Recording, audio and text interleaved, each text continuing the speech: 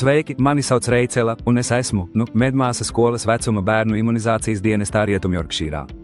Mēs apmeklējam skolas, lai redzētu skolēnus no pirmsskolas līdz 11. klasei gripas sezonas laikā. Gripa ir ļoti nepatīkama slimība, tā nav tikai ļoti slikts augstēšanās gadījums un bieži vien var izraisīt nopietnu slimību, kas diemžēl var būt arī dzīvībai bīstama. Labākais veids, kā pasargāt sevi un savu ģimeni no gripas, ir deguna gripas vakcīna, kas ir ātrs aerosols katrā nāsī. Tā palīdz jūsu imūnsistēmai cīnīties ar gripu, ja saskaraties ar vīrusu. Ja pēc vakcinācijas tomēr saslimstat ar gripu, jūsu simptomi būs daudz vieglāki.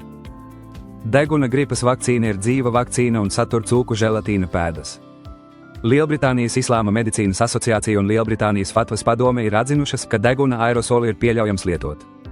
Ja jums ir kādi jautājumi, konsultējieties ar savu reliģisko vadītāju vai mūsu komandu. Mēs varam izmantot alternatīvu bez cūkgaļas, kas ir injekcija. Tuvojoties skolas sesijas datumam, jūsu skola nosūtīs mūsu vēstuli ar jūsu skolas unikālo kodu, izmantojot savus ierastos saziņas līdzekļus. Lai iesniegtu piekrišanas vai atteikuma veidlapu, sekojiet saitei, ko nodrošina skola. Saite uz veidlapu būs arī zemāk esošā video komentāru sadaļā.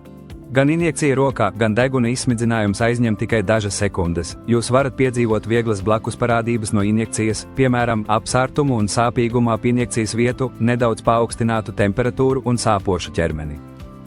Biežas deguna izsmidzinājuma blakus parādības ir aizliegts deguns, galvas sāpes, nogurums un apetītes zudums.